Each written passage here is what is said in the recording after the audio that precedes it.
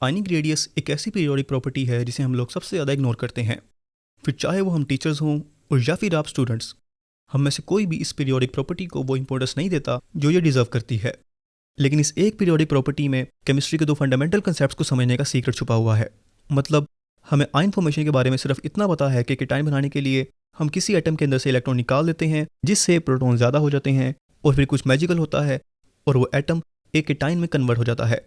और इसी तरह एनाइन बनाने के लिए हम एक एटम में इलेक्ट्रॉन ऐड कर देते हैं जिसकी वजह से उस एटम में इलेक्ट्रॉन ज़्यादा हो जाते हैं, और फिर अगेन कुछ मैजिकल होता है और वो एटम एक एनाइन में कन्वर्ट हो जाता है। यहाँ तक तो हमें आयन फॉर्मेशन के बारे में पता है, लेकिन फंडामेंटल लेवल पर उस एटम के अंदर ऐसा क्या होता है जो उस न्यूट्रल एटम को एक चार्ज एटम या आयन में कन्वर्ट कर देता है, हमें उसके बारे में कुछ भी नहीं पता। लेकिन अगर आप आयनिक बॉन्डिंग की एक परफेक्ट अंडरस्टैंडिंग लेना चाहते हैं तो आपको आयन फॉर्मेशन के बारे में लाजमी पता होना चाहिए। और इस वीडियो में हम आयन फॉर्मेशन को समझने के लिए आयनिक रेडियस को एक स्पेशल अंदाज में समझेंगे। ऐसा नहीं होगा कि मैं आपको कोई बिल्कुल ही नई थ्योरी या कंसेप्ट पढ़ाऊंगा, बल्कि हम इस डिस्कशन में जो कंसेप्ट यूज़ करेंगे वो सभी आपने 9th और 10th क्लासेस में पढ़े हुए होंगे। बस आपने आयनिक रेडियस को और उन कंसेप्ट्स को आपस में रिलेट नहीं किया, और इस वीडियो में हम बस इन्हें ही आपस में रिलेट करेंगे। मतलब हम एक तीर से दो शिकार कर रहे हैं, आयनिक रेडियस भी समझ रहे हैं और इसी के साथ साथ आयन फॉर्मेशन भी समझ रहे हैं। और फिर जब नेक्स्ट वीडियोज़ में हम केमिकल बॉन्डिंग को समझेंगे तो आयनिक बॉन्डिंग को समझने के लिए हमें ये कंसेप्ट बहुत हेल्प करेंगे। तो बगैर टाइम वेस्ट किए हम अपनी इस डिस्कशन को स्टार्ट करते हैं। सबसे पहले तो अगर आप ये वीडियो देख रहे हैं तो मैं अज्यूम कर रहा हूँ कि आपको एटॉमिक रेडियस के बारे में एक बेसिक अंडरस्टैंडिंग है। मतलब आपको एटम की बाउंड्री का पता है कि एक एटम की बाउंड्री जो है वो उसके आउटर मोस्ट शेल पर डिपेंड करती है। जहाँ तक उस एटम के आउटर मोस्ट शेल के इलेक्ट्रॉन्स फैले हुए होंगे वहीं तक उस एटम की बाउंड्री होगी, और इस एटम की बाउंड्री से ही हम उस एटम के साइज़ या रेडियस का अंदाज़ा लगाते हैं। लेकिन इसके बाद अगर मैं आपसे पूछूं कि एक एटम में कितनी तरह के चार्जेस होते हैं तो ये तो आपको पता है। आप जल्दी से कहेंगे कि एक एटम में दो तरह के चार्जेस होते हैं, पॉजिटिवली चार्ज प्रोटॉन्स जो कि न्यूक्लियस में होते हैं, और नेगेटिवली चार्ज इलेक्ट्रॉन्स जो कि न्यूक्लियस के अराउंड डिफरेंट ऑर्बिटल्स में मूव कर रहे होते हैं। लेकिन आप सोचेंगे कि इसमें नई बात क्या है, ये सब तो हमें पता है। तो फिर मैं आपसे पूछूंगा कि आपको एक एटम के अंदर जो चार्ज पार्टिकल्स हैं उनका तो पता है, लेकिन क्या आपने कभी इन चार्जेस की वजह से एटम में बनने वाले इलेक्ट्रिक फील्ड्स के बारे में सोचा है कि अगर एक एटम में दो तरह के चार्ज पार्टिकल्स हैं तो उसमें इलेक्ट्रिक फील्ड्स भी दो ही तरह के होने चाहिए, पॉजिटिव न्यूक्लियस की वजह से पॉजिटिव इलेक्ट्रिक फील्ड और नेगेटिव इलेक्ट्रॉन्स की वजह से नेगेटिव इलेक्ट्रिक फील्ड्स। लेकिन आगे चलने से पहले मैं ये चाहूँगा कि आप इस वीडियो को यहीं पर पॉज करें और खुद से सोचें कि जो ये दो इलेक्ट्रिक फील्ड्स हैं ये इस एटम में किस तरह से बिहेव करते होंगे। आप सिर्फ इमेजिन करें, चाहे वो सही हो या गलत हो वो तो हम अभी थोड़ी ही देर में डिस्कस कर लेंगे, लेकिन आप एक दफ़ा खुद से ट्राई करें। अगर आपने खुद से कुछ सोच लिया है तो हम अब मिलकर इसे दोबारा से डिस्कस करते हैं। सबसे पहले हम न्यूक्लियस के पॉजिटिव इलेक्ट्रिक फील्ड को लेते हैं क्योंकि इसे समझना आसान है। इलेक्ट्रिक फील्ड्स के बारे में आपको ये तो पता ही है कि इलेक्ट्रिक फील्ड की स्ट्रेंथ भी होती है और रेंज भी। तो जैसे जैसे न्यूक्लियाई का एटॉमिक नंबर इंक्रीज होगा वैसे वैसे उनके इलेक्ट्रिक फील्ड की स्ट्रेंथ और रेंज भी इंक्रीज होगी। फिर क्योंकि सभी पॉजिटिव चार्जेस यानी प्रोटॉन्स एटम के न्यूक्लियस में इकट्ठे हैं तो इसलिए एटम के सेंटर में एक strong positive electric field generate होता है। न्यूक्लियस के पास में इसकी स्ट्रेंथ ज़्यादा होगी, और जैसे जैसे न्यूक्लियस से दूर जाएंगे इसकी स्ट्रेंथ भी कम होती चली जाएगी। और अगर आप एक एलिमेंट के सभी एटम्स को ले लें, चाहे वो न्यूट्रल हों, केटाइंस हों या एनाइंस हों, उन सब के पॉजिटिव इलेक्ट्रिक फील्ड की स्ट्रेंथ और रेंज सेम रहेगी। ऐसा इसलिए है कि केमिकल रिएक्शंस में नंबर ऑफ प्रोटॉन्स कभी चेंज नहीं होते, तो इसलिए एटॉमिक नंबर भी कभी चेंज नहीं होगा और पॉजिटिव इलेक्ट्रिक फील्ड भी कभी चेंज नहीं होगा। फिर इसके बाद इलेक्ट्रॉन्स के नेगेटिव इलेक्ट्रिक फील्ड्स को अंडरस्टैंड करने के लिए हमें थोड़ा सा ध्यान से बातों को समझना होगा। पॉजिटिव इलेक्ट्रिक फील्ड के अपोजिट एटम के अंदर जो इलेक्ट्रॉन्स की वजह से नेगेटिव इलेक्ट्रिक फील्ड बनते हैं वो एक ही जगह पर नहीं रहते, बल्कि जहाँ जहाँ इलेक्ट्रॉन्स मूव करेंगे वहीं वहीं इन इलेक्ट्रॉन्स के नेगेटिव इलेक्ट्रिक फील्ड्स भी इनके साथ जाएंगे। एक एटम के अंदर जितने इलेक्ट्रॉन्स होंगे उतने ही उसके अंदर छोटे छोटे नेगेटिव इलेक्ट्रिक फील्ड्स जनरेट होंगे। और अगर हम पॉजिटिव इलेक्ट्रिक फील्ड और नेगेटिव इलेक्ट्रिक फील्ड्स को कंपेयर करें तो आपको इनमें दो डिफरेंसेस नजर आएंगे। इन डिफरेंसेस को आपने याद रखना है क्योंकि ये डिफरेंसेस ही हमें केटाइंस और एनाइंस के चार्ज को समझने में हेल्प करेंगे। पहला डिफरेंस इन दोनों फील्ड्स में ये है कि न्यूक्लियस का पॉजिटिव इलेक्ट्रिक फील्ड सारे एटम में डिस्ट्रीब्यूट हुआ होता है, लेकिन इलेक्ट्रॉन्स अकेले अकेले रहना पसंद करते हैं और इसलिए उनका इलेक्ट्रिक फील्ड सारे एटम में इक्वली डिस्ट्रीब्यूट नहीं होता। जहाँ जहाँ ये इलेक्ट्रॉन्स होंगे सिर्फ वहीं इनका इलेक्ट्रिक फील्ड होगा। और सेकंड और मोस्ट इंपॉर्टेंट डिफरेंस जो हमारे इस कंसेप्ट को 25% कंप्लीट कर देगा वो ये कि न्यूक्लियस का पॉजिटिव इलेक्ट्रिक फील्ड स्टेशनरी होता है। ऐसा इसलिए है कि न्यूक्लियस एटम के सेंटर में रहता है और कहीं मूव नहीं करता, लेकिन इससे ऑपोजिट इलेक्ट्रॉन्स क्योंकि शेल्स में और फिर उन शेल्स के ऑर्बिटल्स में मूव करते हैं तो इसलिए नेगेटिव इलेक्ट्रिक फील्ड्स भी एटम के अंदर मूव करते रहते हैं। जहाँ जहाँ कोई इलेक्ट्रॉन जाएगा उसका नेगेटिव इलेक्ट्रिक फील्ड भी उसके साथ ही मूव करता जाएगा। और यही मोस्ट इंपॉर्टेंट और याद रखने वाला पॉइंट है। कि इलेक्ट्रॉन्स के नेगेटिव इलेक्ट्रिक फील्ड्स एक जगह पर नहीं रहेंगे बल्कि इलेक्ट्रॉन्स के साथ ही मूव करेंगे। और इस तरह से हमारा ये कंसेप्ट 25% कंप्लीट होता है। अब हम रेडी हैं कि हम अपनी डिस्कशन को और एडवांस लेवल पर लेकर जाएं और इस कंसेप्ट के नेक्स्ट 25% को भी समझें। और इसके लिए हम पहले ये समझेंगे कि ये दोनों चार्जेस और इनके इलेक्ट्रिक फील्ड्स आपस में किस तरह से इंटरेक्ट करते हैं। और ऐसा करने के लिए हम अगेन एक लिथियम एटम को लेंगे और अपनी आसानी के लिए इसे इस तरह से अरेंज कर लेंगे। अगर आपको effective nuclear charge, shielding effect और पेनिट्रेशन इफेक्ट की एक अच्छी अंडरस्टैंडिंग है तो ये इंटरेक्शंस इमेजिन करना आपके लिए आसान होगा। सबसे पहले तो positively charge nucleus negatively charge electrons को अट्रैक्ट करता है। जो इलेक्ट्रॉन्स न्यूक्लियस के पास में होंगे उन पर ये अट्रैक्टिव फोर्स ज़्यादा लगेगी और जो इलेक्ट्रॉन्स दूर होंगे उन पर यह फोर्स कम लगेगी। लेकिन जो नेगेटिवली चार्ज इलेक्ट्रॉन्स हैं वो भी आपस में इंटरेक्ट करते हैं और ये इंटरेक्शंस रिपल्सिव नेचर की होती हैं। इन रिपल्शंस को मिनिमाइज करने के लिए इलेक्ट्रॉन्स आपस के डिस्टेंस को इंक्रीज़ कर देते हैं और दूर दूर हो जाते हैं ताकि रिपल्सिव फोर्सेस कम से कम लग सकें। और अब अगर हम इसे समराइज़ करें तो एटम के इलेक्ट्रॉन्स पर दो तरह की फोर्सेस एक्ट करती हैं। न्यूक्लियस के पॉजिटिव इलेक्ट्रिक फील्ड की वजह से एक अट्रैक्टिव फोर्स जो उन्हें न्यूक्लियस के पास पुल करती है, और सेकंड फोर्स दूसरे इलेक्ट्रॉन्स की वजह से लगने वाली रिपल्सिव फोर्सेस जो उन इलेक्ट्रॉन्स को न्यूक्लियस से दूर करती हैं। इलेक्ट्रॉन्स पर न्यूक्लियस की लगने वाली अट्रैक्शन को हम इफेक्टिव न्यूक्लियर चार्ज कहते हैं और इलेक्ट्रॉन्स की रिपल्सिव फोर्सेस को हम शील्डिंग इफेक्ट कहते हैं। चलो ये सब तो आपको पता लग गया कि एक एटम में कितनी तरह की इलेक्ट्रोस्टैटिक इंटरेक्शंस होती हैं। अब हम चीज़ों को थोड़ा सा और एडवांस करते हैं और ये देखते हैं कि जब हम एक एटम में इलेक्ट्रॉन को ऐड करते हैं या रिमूव करते हैं, मतलब एक आयन में कन्वर्ट करते हैं, तो उसके साइज़ या रेडियस पर क्या फ़र्क पड़ता है। सबसे पहले हम इलेक्ट्रॉन के लूज़ होने और केटाइन बनने के प्रोसेस को स्टडी करते हैं और इसके लिए हम एक बोरोन एटम को लेंगे।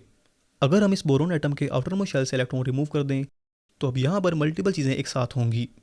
सबसे पहले तो एक इलेक्ट्रॉन के निकलने से इस एटम पर पॉजिटिव 1 चार्ज आ जाएगा और ये चार्ज क्यों आता है इसे हम थोड़ी ही देर में समझने वाले हैं।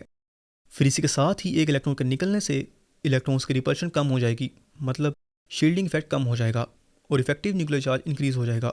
अगर इफेक्टिव न्यूक्लियर चार्ज इंक्रीज़ होगा तो इसका मतलब है कि न्यूक्लियस आखिरी शेल के रिमेनिंग 2 इलेक्ट्रॉन्स को और ज़्यादा फोर्स के साथ अट्रैक्ट करेगा, जिससे ये इलेक्ट्रॉन्स न्यूक्लियस की तरफ पुल हो जाएंगे।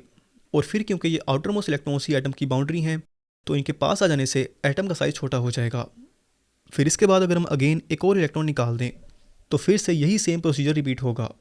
शील्डिंग इफेक्ट कम होगा, इफेक्टिव न्यूक्लियर चार्ज इंक्रीज़ होगा, न्यूक्लियस की अट्रैक्टिव फोर्स इंक्रीज़ होगी और आउटर मोस्ट शेल श्रिंक हो जाएगा। और फिर अगर हम आउटर मोस्ट शेल का आखिरी इलेक्ट्रॉन भी निकाल दें तो अब आउटर मोस्ट शेल ही बिल्कुल ख़त्म हो जाएगा और next shell outer most shell बन जाएगा जो कि पहले वाले शेल से हमेशा साइज़ में छोटा होगा। अच्छा, ये तो बात होगी एक एटम से इलेक्ट्रॉन निकालने की। अब हम ये देखते हैं कि एक न्यूट्रल एटम में इलेक्ट्रॉन ऐड करने से क्या होगा, और इसके लिए हम एक नाइट्रोजन एटम को लेंगे। तो अगर हम इस न्यूट्रल एटम में एक इलेक्ट्रॉन को ऐड कर दें तो एक एक्स्ट्रा इलेक्ट्रॉन के ऐड होने की वजह से इलेक्ट्रॉनिक रिपल्शंस इंक्रीज़ हो जाएंगी, मतलब शील्डिंग इफेक्ट इंक्रीज़ हो जाएगा और इफेक्टिव न्यूक्लियर चार्ज डिक्रीज़ हो जाएगा। और फिर इलेक्ट्रॉन्स इन रिपल्शंस को मिनिमाइज़ करने के लिए एक दूसरे से दूर दूर चले जाएंगे और एटम का साइज़ इंक्रीज़ हो जाएगा। फिर अगर हम एक और इलेक्ट्रॉन ऐड कर दें तब अगेन यही प्रोसेस रिपीट होगा। इलेक्ट्रॉन ऐड होगा, शील्डिंग इफेक्ट इंक्रीज़ होगा, इफेक्टिव न्यूक्लियर चार्ज डिक्रीज़ होगा और इलेक्ट्रॉनिक शेल एक्सपेंड कर जाएगा। और फिर अगर हम अगेन इसके आउटर में शेल में 8 इलेक्ट्रॉन्स कंप्लीट करने के लिए एक और इलेक्ट्रॉन ऐड कर दें तो फिर से अगेन यही सेम प्रोसीजर रिपीट होगा और एटम का साइज़ बहुत ज़्यादा बढ़ जाएगा। अब अगर हम इसे समराइज़ करें तो इलेक्ट्रॉन के रिमूव होने से शील्डिंग इफेक्ट कम होता है और इफेक्टिव न्यूक्लियर चार्ज इंक्रीज़ होता है, जिससे आउटर मोस्ट शेल श्रिंक होता है और आयनिक रेडियस डिक्रीज़ होता है। लेकिन इससे ऑपोजिट इलेक्ट्रॉन के ऐड होने से शील्डिंग इफेक्ट इंक्रीज़ होता है, इफेक्टिव न्यूक्लियर चार्ज डिक्रीज़ होता है और आउटर मोस्ट शेल एक्सपेंड करता है, जिससे आयनिक रेडियस इंक्रीज़ होता है। और फिर अगेन 2 इंपॉर्टेंट पॉइंट्स जो हमें पीरियोडिक ट्रेंड और आयनिक रेडियाई को कंपेयर करने में हेल्प करेंगे। इनमें से पहला ये कि आयनिक रेडियस और पॉजिटिव चार्ज में इन्वर्स रिलेशन है, मतलब पॉजिटिव चार्ज इंक्रीज़ होगा तो आयनिक रेडियस कम हो जाएगा। और दूसरा पॉइंट ये कि नेगेटिव चार्ज का आयनिक रेडियस के साथ डायरेक्ट रिलेशन है। नेगेटिव चार्ज इंक्रीज़ होगा तो आयनिक रेडियस भी इंक्रीज़ होगा। और यहाँ पर हमारा आयनिक रेडियस का बेसिक कंसेप्ट कंप्लीट होता है। अब हम बिल्कुल रेडी हैं कि हम आयन फॉर्मेशन को फंडामेंटल लेवल पर समझ सकें। तो आयन फॉर्मेशन का जो बेसिक आइडिया आपने पिछली क्लासेस में पढ़ा था वो ये था कि अगर आप एक न्यूट्रल एटम में से इलेक्ट्रॉन्स को निकालेंगे तो प्रोटॉन ज़्यादा हो जाएंगे और उस एटम पर पॉजिटिव चार्ज आ जाएगा और इस पॉजिटिवली चार्ज एटम को ही हम केटाइन कह देंगे। फिर अगर एक न्यूट्रल एटम में इलेक्ट्रॉन को ऐड कर दें तो अब इस केस में इलेक्ट्रॉन ज़्यादा हो जाएंगे, जिससे उस एटम पर नेगेटिव चार्ज आ जाएगा और वो एक एनायन में कन्वर्ट हो जाएगा। छोटी क्लासेस के लिए तो आयंस का ये बेसिक आइडिया सही है, लेकिन जब हम एडवांस क्लासेस में जाते हैं तो वहाँ भी हमें आयंस का यही बेसिक आइडिया ही पढ़ाया जाता है। लेकिन अगर हम आयनिक बॉन्डिंग को और ज़्यादा डिटेल में समझना चाहते हैं तो हमारे लिए आयन फॉर्मेशन का फंडामेंटल कंसेप्ट होना बहुत ज़रूरी है, और अभी हम उसे ही डिस्कस करने वाले हैं। तो अब तक आपको ये तो पता चल ही गया है कि एक एटम के अंदर दो तरह के चार्जेस होते हैं और दो तरह के ही इलेक्ट्रिक फील्ड्स होते हैं, और फिर एक केटाइन का साइज़ उसके पेरेंट एटम से छोटा होता है और एक एनाइन का साइज़ उसके पेरेंट एटम से बड़ा होता है। और आयन फॉर्मेशन को समझने के लिए आपको किसी और नए कंसेप्ट को समझने की ज़रूरत नहीं है। बस अगर आप इन्हीं कंसेप्ट को सही से अप्लाई करना सीख जाएं तो आप इजीली आयन फॉर्मेशन के कंसेप्ट को भी समझ जाएंगे। लेकिन आयन फॉर्मेशन को समझने के लिए सबसे पहले तो हमें यह पता होना चाहिए कि वो क्या चीज़ है जो किसी भी एटम के चार्ज को डिटरमिन करती है, और वो चीज़ है उस एटम की आउटर सरफेस। यहाँ पर शायद आप एटम की बाउंड्री और आउटर सरफेस को आपस में मिक्स कर दें, लेकिन ये दोनों टोटली डिफरेंट चीज़ें हैं। एटम के आउटर मोस्ट शेल का काम है कि वो एटम की फिजिकल बाउंड्री या एटॉमिक रेडियस डिटरमिन करता है, लेकिन एटम की सरफेस उस एटम का चार्ज डिटरमिन करती है। किसी भी एटम की सरफेस पर जो इलेक्ट्रिक फील्ड डोमिनेट होगा उसे ही उस एटम का ओवरऑल चार्ज कहेंगे। अगर उसकी सरफेस पर पॉजिटिव इलेक्ट्रिक फील्ड डोमिनेट कर रहा है तो उस पर पॉजिटिव चार्ज होगा, और अगर नेगेटिव इलेक्ट्रिक फील्ड डोमिनेट कर रहा है तो उस पर नेगेटिव चार्ज होगा।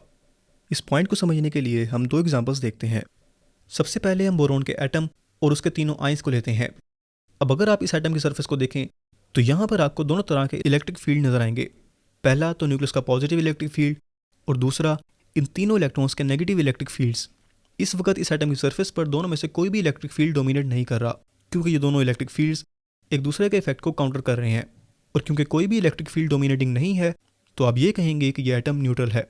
लेकिन अगर आप इस न्यूट्रल एटम में से एक इलेक्ट्रॉन को निकाल लें तो इलेक्ट्रॉनिक शेल के श्रिंक हो जाने से जो नेगेटिव इलेक्ट्रॉन्स हैं वो एटम के अंदर चले जाएंगे।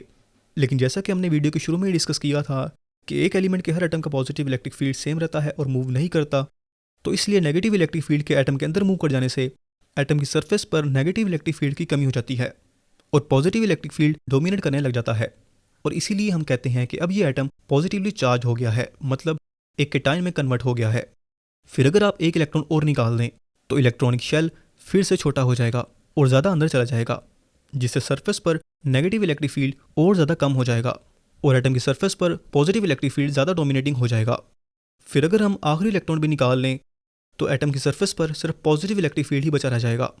नेगेटिव इलेक्ट्रॉन्स तो अभी भी हैं, लेकिन वो एटम के काफ़ी अंदर करके हैं, और इसीलिए जब भी कोई दूसरा एटम इस केटाइन के पास में आएगा तो उसे एक स्ट्रॉन्ग पॉजिटिव इलेक्ट्रिक फील्ड के साथ इंटरेक्ट करना पड़ेगा।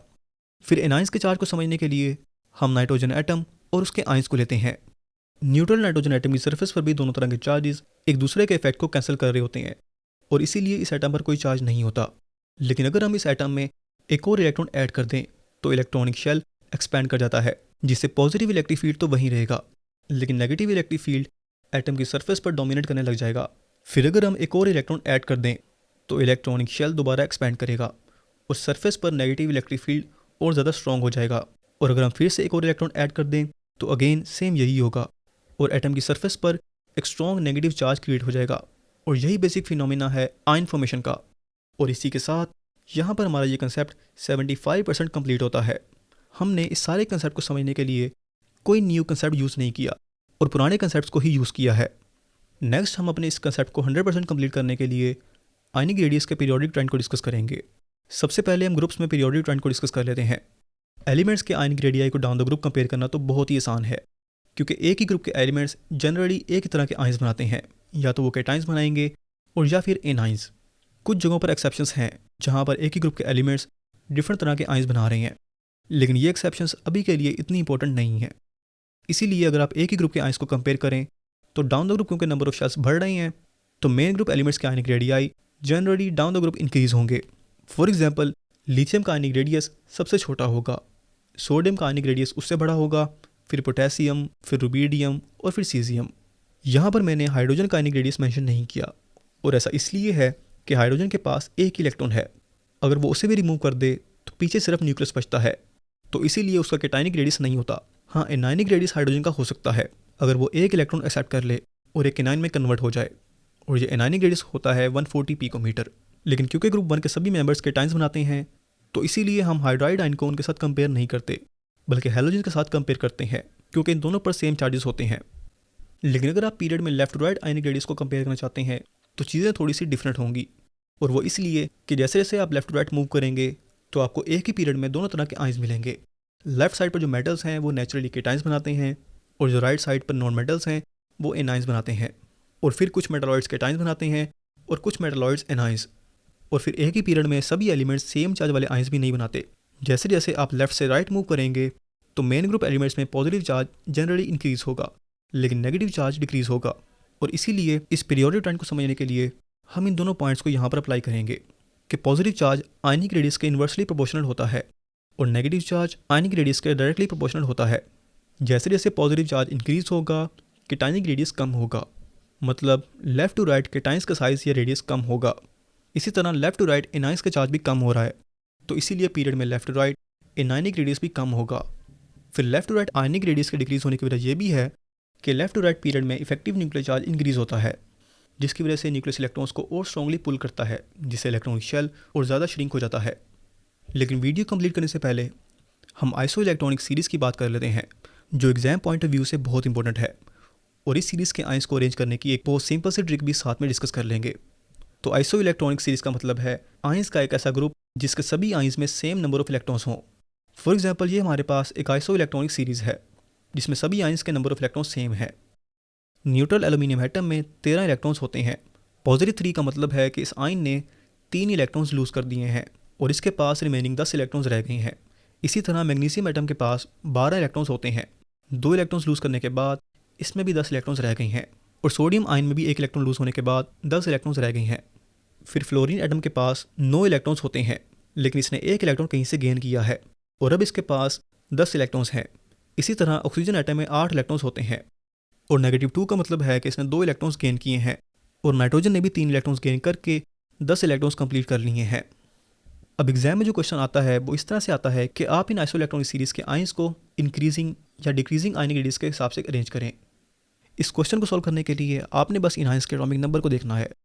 जैसे जैसे एटॉमिक नंबर इंक्रीज होगा वैसे वैसे इन आयंस का आयनिक रेडियस डिक्रीज होगा। मतलब आइसो इलेक्ट्रॉनिक सीरीज़ के आयंस का एटॉमिक नंबर आयनिक रेडियस के इन्वर्सली प्रोपोर्शनल है।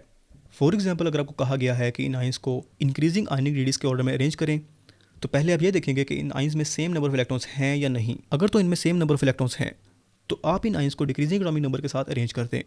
सबसे पहले हाईएस्ट एटॉमिक नंबर वाला आयन, उसके बाद उससे कम वाला, फिर उससे कम, और इसी तरह जब आप सभी आयंस को डिक्रीजिंग एटॉमिक नंबर के साथ अरेंज कर देंगे तो आपको इंक्रीजिंग आयनिक रेडियस का सीक्वेंस मिल जाएगा। और यहाँ पर हमारा ये कंसेप्ट 100% कंप्लीट होता है। अगर आपके माइंड्स में इस कंसेप्ट के रिलेटेड कोई भी क्वेश्चन है या कोई डाउट है तो वो आप कमेंट्स में मुझसे पूछ सकते हैं, और नेक्स्ट वीडियो में हम इफेक्टिव न्यूक्लियर चार्ज की एक प्रॉब्लम को डिस्कस करने वाले हैं। तो मिलते हैं आपसे नेक्स्ट वीडियो में, तब तक के लिए अल्लाह हाफिज़।